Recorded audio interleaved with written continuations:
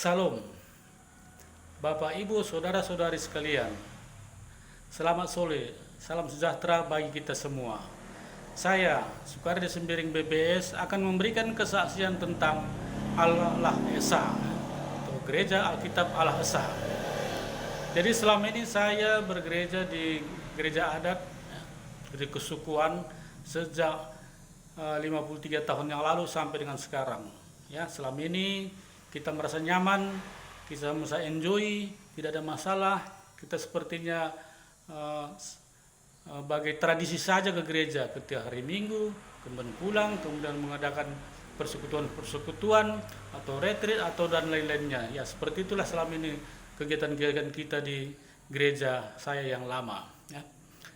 Kemudian pada akhir April 2019, ya, pada akhir April 2019, pada waktu itu seperti biasa kita mengadakan persekutuan keluarga, ya, beberapa keluarga atau persekutuan sektoral, di mana pada waktu itu juga ada dihadiri oleh pendeta, kemudian ada penatua, kemudian ada diaken dan beberapa orang jemaat-jemaat di sektor kami tersebut. Jadi pada waktu itu yang dibahas adalah penghakiman terakhir, temanya penghakiman terakhir. Jadi setelah pendeta memberikan bimbingan, kemudian juga penatua, dia akan memberikan pengarahan yang lain, kemudian jemaat-jemaat dipersilakan untuk memberikan kesaksian, ya, memberikan kesaksian tentang penghakiman terakhir. Nah, dari jemaat-jemaat yang biasa, kemudian pendeta juga, kemudian penatua juga, dia akan juga semuanya memberikan kesaksian tentang penghakiman terakhir. Jadi semuanya, ya, semua hasil kesimpulan tersebut adalah bila seandainya nanti meninggal dunia, tidak ada satupun yang berani memastikan masuk ke surga. Semuanya hanya mudah-mudahan. Mudah-mudahan baik pendeta, baik penatua, baik diaken, semuanya menyatakan mudah-mudahan. Jadi apalagi kita jemaat yang biasa ini, yang baca Alkitab juga jarang. Jadi sudah pasti kita jadi bingung, kenapa seperti itu? Padahal pendeta, penatua, diaken, dia ada panutan kita, dia memberikan bimbingan selama ini berpuluh tahun. Tapi mereka juga seperti tidak yakin, tidak percaya bahwa mereka akan ke surga. Tapi jawaban mereka sama, mudah-mudahan ke surga. Ya. Jadi setelah acara tersebut, beberapa hari kemudian saya juga ada mulai bimbang. Saya juga mulai cari-cari, buka-buka YouTube, video-video YouTube, channel-channel kekristenan, ya. Jadi ada beberapa channel Kristen yang saya jumpai. Kemudian yang paling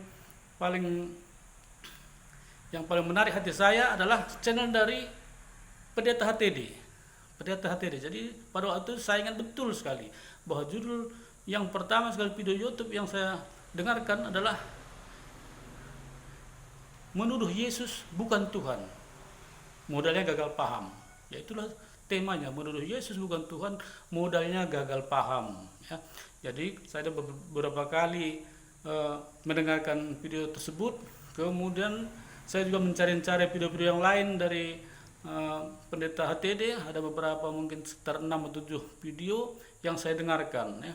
Jadi setelah itu saya juga mulai percaya, mulai yakin bahwa inilah yang saya cari selama ini. Inilah kepastian yang kita inginkan selama ini. Ya. Jadi seperti kita gereja lama saya, seperti pendeta juga tidak yakin akan berhasil atau tidak yakin akan masuk surga. Jadi apalagi kita jemaatnya. Jadi kita harus berinisiatif untuk mencari kepastian tersebut. Ya. Jadi setelah saya dengarkan beberapa, mungkin 6-7 video YouTube dari Pendeta HTD, saya juga langsung ikut sekolah online bulan Juni, ikut online sampai jadi selama ikut sekolah saya juga mendengarkan juga YouTube yang lain. Jadi awal Februari 2020 saya sudah selesai setahun dan diberi kepercayaan untuk mengkoordinir jemaat Gereja Allah Esa di Binjai Langkat, Sumatera Utara. Ya. Jadi Bapak Ibu sekalian, jadi kita kalau mengimani sesuatu harus yang betul, harus yang pasti. Kita tidak mau yang mudah-mudahan. Sebenarnya kalau perkataan mudah-mudahan ini kan masih bingung kita mau kemana. Padahal keselamatan itu hanya satu kali kita dapatkan, hanya satu kali kita. Ya. Jadi kita harus beriman kepada yang betul-betul pasti dia. Ya. Jadi seperti apa tadi ya, kita kembali ke Alkitab. Apa kata Alkitab? Kita ambil dari Kisah Para Rasul 4 ayat 12. Kisah Para Rasul 4 ayat 12. Keselamatan itu tidak ada di dalam siapapun juga selain di dalam Dia. Ya. Keselamatan tidak ada di dalam siapapun juga selain di dalam Dia. Sebab di bawah kolong langit ini tidak ada nama yang diberikan untuk dapat kita diselamatkan. Siapakah Dia itu? Dia adalah Yesus Kristus. Sudah jelas di sini bahwa di bawah kolong langit ini tidak ada nama lain yang diberikan yang olehnya kita bisa diselamatkan selain oleh Yesus Kristus. Jadi ini yang pasti kita dapatkan, ya. Hanya Yesus Kristus. Jadi apa yang mesti kita lakukan dengan Yesus Kristus? Jadi kita masuk ke Markus 16 ayat 16, kita harus percaya sama Dia dan dibaptis. Ya. Percaya dan dibaptis. Bukan hanya percaya saja, tadi nggak mau dibaptis. Kita percaya dan dibaptis. Karena kalau hanya percaya saja ya seperti Yakobus 2 ayat 19. Karena apa? Setan juga percaya bahwa Allah itu satu, yaitu Yesus Kristus. Percaya dia. Saya Allah itu satu, Tuhan itu satu, Yesus Kristus, percaya, dia gemetar. Ya, tapi dia tidak mau dibaptis. Karena apa? Karena dia juga Yesaya 14 ya, karena setan ini dia obsesinya tetap menyaingi, tetap menyamai Allah yang Maha Tinggi. Ya seperti itu. Jadi jangan lupa kita Markus 16 tadi, percaya dan dibaptis. Percaya itu pada siapa? Kepada Yesus Kristus. Bukan kepada anak, pada putra, atau pada Bunda Maria, atau kepada yang lain-lain, atau tempat-tempat gua-gua yang gelap, atau gunung-gunung yang apa tinggi. Tidak, kita percaya kepada Yesus Kristus. Supaya apa? Ya, jadi kita bukan hanya percaya, tapi kita percaya Yesus Kristus sebagai apa? Jadi kita percaya Yesus itu adalah sebagai satu-satunya Tuhan, ya, sebagai satu-satunya Allah, kemudian sebagai satu-satunya juru selamat, sebagai satu-satunya Roh Kudus, kemudian sebagai satu-satunya Hakim adil hari kiamat. Kemudian yang selanjutnya kita percaya bahwa Yesus Kristus adalah satu-satunya pencipta langit, bumi dan laut yang sekarang ini. Ya, tidak ada yang lain. Kemudian kita juga percaya bahwa Yesus nanti tahu hari kiamat itu melenyapkan bumi dan laut sekarang ini, kiamat.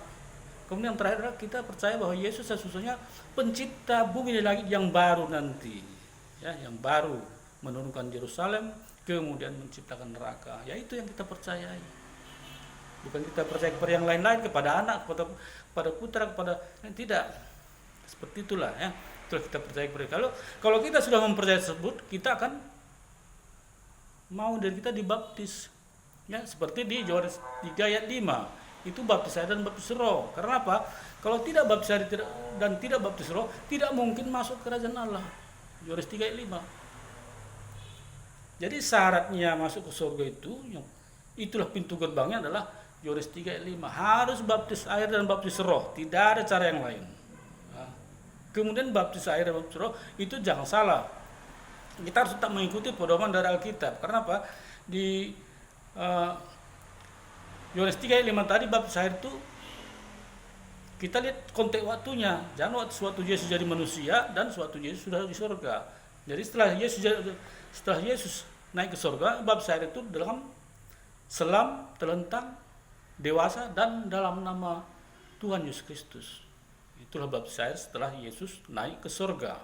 Nah, kemudian setelah kita melaksanakan baptis air dengan benar, kita akan menerima baptis Roh Kudus. Siapa yang melaksanakan baptis Roh Kudus pada kita?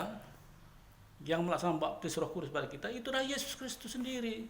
Itu di Matius 3 ayat 11, kemudian Markus 1 ayat 8, kemudian Lukas 3 ayat 16, kemudian Yohanes 1 ayat 33. Semua menyatakan bahwa baptis Roh Kudus itu oleh Yesus Kristus. Tidak ada wewenang manusia untuk baptis Roh Kudus. Jadi apa tanda-tandanya kita sudah baptis Roh Kudus? Kita akan menerima karunia roh. Karunia roh, bernubuat, baptis roh dan lain-lain. Jadi ingat Bapak Ibu, saudara-saudara sekalian, di surga itu kita pakai bahasa roh, bukan pakai bahasa Indonesia, bukan pakai bahasa Karo. Kita pakai baptis roh. Di surga kita pakai bahasa roh. Bagaimana Bapak Ibu saudara sekalian tahu bahasa roh? Kalau Baptis roh pun tidak tahu, tidak pernah baptis roh, bahkan tidak mengakui baptis roh. Ya. Bagaimana Bapak Ibu bisa mendapat baptis roh kalau baptis air juga salah, berantakan? Tidak mungkin. Itu harus betul dia, harus sinkron dia. Baptis saya dengan Tuhan Yesus Kristus, nanti baptis Roh Kudus oleh Yesus Kristus, dia berpas dia. Ya. Kemudian setelah itu kita juga akan menerima buah roh. Itu di Galatia 5, 22-23. Ada kesetiaan, sukacita, damai sejahtera, kebaikan, pengendalian diri, dan lain-lainnya. Ya, seperti itu. Kita tidak bisa main-main akan keselamatan kita. Kita tidak bisa berjudi dengan keselamatan kita. Karena apa? Karena kesempatan kita untuk masuk surga hanya satu kali. Begitu monitor EKG Anda, ya kepada Bapak Ibu saudara sekalian di ruang itu sudah garis tit, berarti sudah selesai. Tidak bisa diapa-apain lagi. Ya. Jadi apakah Bapak Ibu saudara-saudara mau berjudi? Jadi kita harus pasti dia, jangan kita main-main, jangan kita mudah-mudahan tidak ada seperti itu. Kita harus pasti. Karena apa? Kita di dunia mungkin hanya sekitar 60 tahun, 70 tahun, 80 tahun, kan seperti itu. Tapi di surga apa? Atau di neraka selamanya. Sudah bisa kita bandingkan sebenarnya. Kita bisa pikirkan kan gimana. Di bumi ini ya mungkin sekitar 70, 80 tahun kan. Tapi di surga selamanya. Ya. Di surga atau neraka selamanya. Apakah Anda mau seperti itu?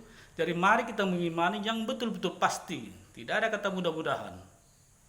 Ya, demikian yang saya sampaikan. Terima kasih kepada Bapak Pendeta HTD, Bapak yang betul-betul diurapi Tuhan Yesus Kristus untuk meluruskan ajaran Alkitab, meluruskan pengajaran-pengajaran Alkitab yang sudah melenceng selama 2000 tahun ini. Ya, dan Bapak keluarga diberkati Tuhan Yesus Kristus.